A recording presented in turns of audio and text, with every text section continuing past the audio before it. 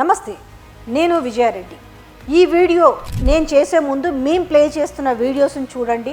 నేను అసలైన సబ్జెక్ట్ను మీ ముందుకు తీసుకురాబోయే ముందు మీరు ఖచ్చితంగా ఈ వీడియోకి మీరు లైక్ కొట్టండి, షేర్ చేయండి. నేను ఎందుకు ఇంత రిక్వెస్ట్గా అడుగుతున్నానంటే, ఏ వీడియో చేసినా మిర్రర్ టీవీ చాలా సమస్యలను బయటకు తీసుకొస్తుంది కాబట్టి తట్టుకునే శక్తి లేక దొంగచాటుగా రిపోర్ట్స్ను కొట్టి ఆ వీడియోని ప్రజలకు షేర్ అవ్వకుండా చూస్తున్నారు. వాళ్ళ యొక్క మన కుట్రని మనము తిప్పి కొట్టాలంటే, వాళ్ళ రిపోర్ట్స్ని మనం అధిగమించాలంటే ఖచ్చితంగా ఈ వీడియోని లైక్ కొట్టండి, షేర్ చేయండి. ఇలాంటి నిజాలు మీ ముందుకు నేను తీసుకొస్తున్నాను. ఈరోజు హెచ్యూకి సంబంధించిన పూర్తి డీటెయిల్స్ని మీ ముందుకు తీసుకొస్తున్నాను.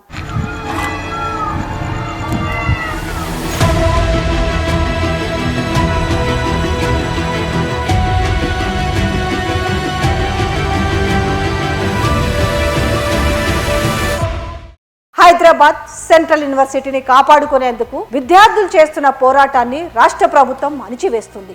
విద్యార్థులు ఆగ్రహం కూడా వ్యక్తం చేస్తున్నారు. అయితే ఈ సమస్య అక్కడ ఉంటున్న సెంట్రల్ యూనివర్సిటీలో చదువుకుంటున్న 5,000 మంది విద్యార్థులది మాత్రమే కాదు.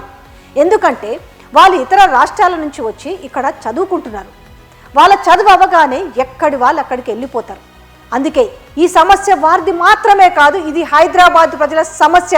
ఇక్కడ పుట్టి పెరిగే పౌరులు స్వచ్ఛమైన గాలి సమస్య. ఇది తెలంగాణ ప్రజల పర్యావరణ సమస్య. ఇందులో తప్పులు ఎవరివి?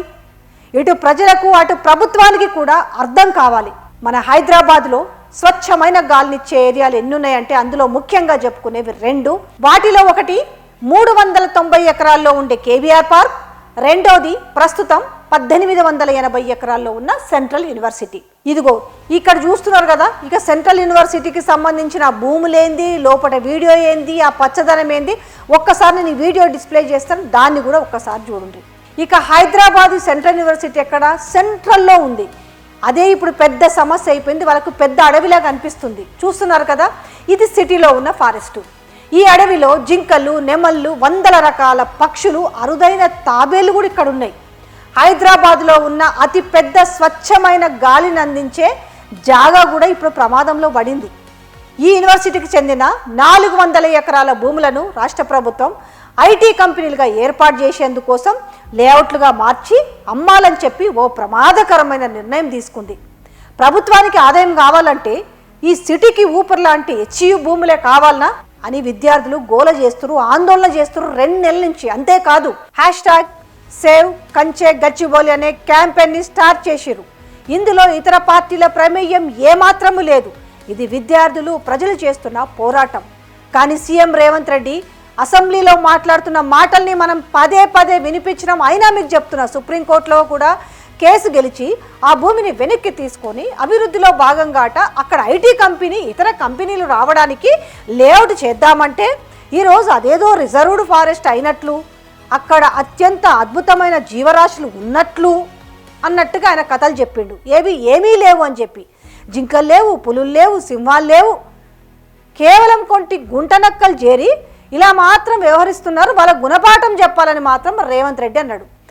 చూస్తున్నా గచ్చిబౌలిలో భూమి మీరేం చేయొద్దని నేను వచ్చిన వెంబడే సుప్రీంకోర్టు వరకు వెళ్ళి కొట్లాడి ఒక ప్రైవేట్కు ఐఎంజీ భారత్ అని ఒక ఫేక్ కంపెనీకి కేటాయించిందని ఆరోపణలు ఎదుర్కొంటున్న భూమిని సుప్రీంకోర్టులో కూడా కేసు గెలిచి ఆ భూమిని వెనక్కి తీసుకొని ఆ భూమిని ఈరోజు మనం అభివృద్ధిలో భాగంగా టీజీఐఐసి కేటాయించి అక్కడ ఐటీ కంపెనీలు, ఇతర పరిశ్రమలు రావడానికి అవసరమైన లేఅవుట్ చేయండి అని చెప్పి ఈరోజు ఒక అభివృద్ధి కోసము ఒక కాంక్రీట్ ప్రపోజల్తో ముందుకు వస్తే ఈరోజు అక్కడ ఏదో రిజర్వ్ ఫారెస్ట్ ఉన్నట్టు, రిజర్వ్ ఫారెస్ట్లో అత్యంత ఏమంటారు జీవరాశులు ఉన్నట్టు, జీవరాశులు ఉన్నట్టు, జింకలు, పులులు, సింహాలన్నీ ఆనే ఉన్నాయన్నట్టు, జింకలు, పులులు, సింహాలన్నీ ఆనే ఉన్నాయన్నట్టు, జింకలు, పులులు, సింహాలన్నీ ఆనే ఉన్నాయన్నట్టు, జింకలు, పులులు, సింహాలు లేవు అధ్యక్ష. ఆ చుట్టుముట్టుతో కొన్ని గుంటనక్కలు చేరి ఇట్లా వ్యవహరిస్తున్నాయి అధ్యక్ష. గుంటనక్కలు చేరి ఇట్లా వ్యవహరిస్తున్నాయి అధ్యక్ష. గుంటనక్కలు చేరి ఇట్లా వ్యవహరిస్తున్నాయి అధ్యక్ష. కానీ ఇక్కడ గుంటనక్కలు లేవు.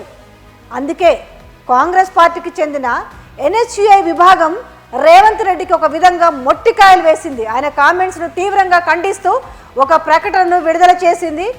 దాని తర్వాత దాన్ని డిలీట్ కూడా చేసిరనుకో. ఆ కామెంట్లో భాగంగా ఎక్స్లో ఏం పెట్టారు తెలుసా? No tigers, no deers no sense అని చెప్పి చాలా ఘాటుగా రియాక్ట్ అయింది. కానీ సీఎం రేవంత్ రెడ్డి వ్యాఖ్యలు తప్పుపట్టడమే కాదు, ఈ 400 ఎకరాల భూమిలో 734 రకాల చెట్లు, 220 రకాల పక్షులు, అంతేకాదు మన దేశంలో లీగల్ ప్రొటెక్షన్ ఉన్న నక్షత్ర తాబేళ్లు కూడా ఈ హెచ్సియులో ఉండే చాలా వాటర్ గాడీస్లో ఉన్నాయి.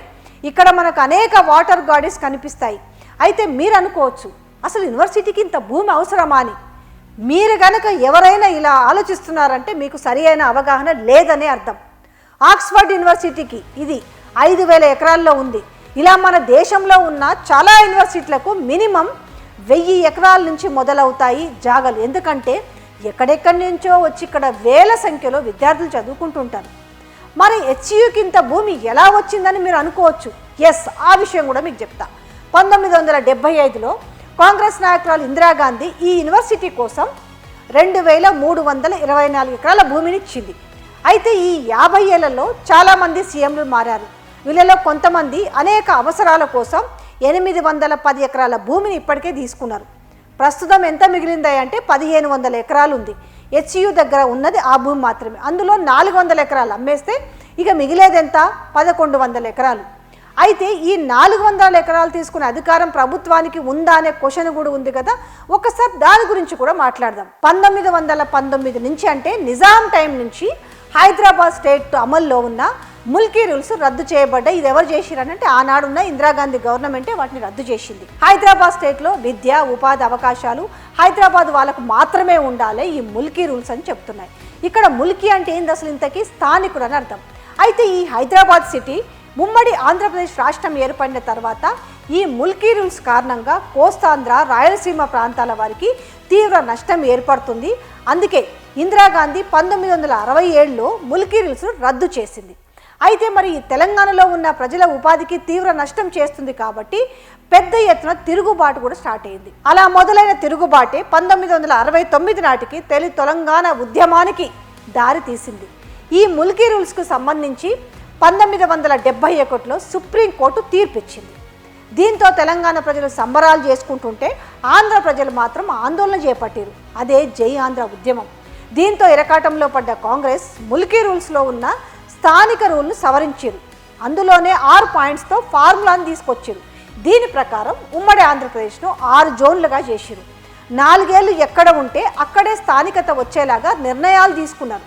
ఇందులో భాగంగా 6 పాయింట్స్లోనూ 4 పాయింట్స్లో హైదరాబాద్లో ఒక పెద్ద యూనివర్సిటీ ఉండాలని 1974లో ఒక పార్లమెంటు చట్టం ద్వారా కేంద్రం నిధులతో హైదరాబాద్ సెంట్రల్ యూనివర్సిటీని ఏర్పాటు చేశారు. కానీ ఇక్కడే ఒక తప్పు జరిగిందని చెప్తున్నారు. ఏంది అంటే ఈ విధ్వంసానికి కారణము ఈ 2324 ఎకరాల భూమిని, అంటే ఇది మనకు అప్పటి డాక్యుమెంట్స్లో చూస్తే మాత్రం ఇది సెంట్రల్ యూనివర్సిటీ భూమిగానే ఉంటుంది. కానీ ఈరోజు చెప్తున్న వాళ్ళు ఏంటంటే యూనివర్సిటీ పేరిట రిజిస్ట్రేషన్ చేయలేదని.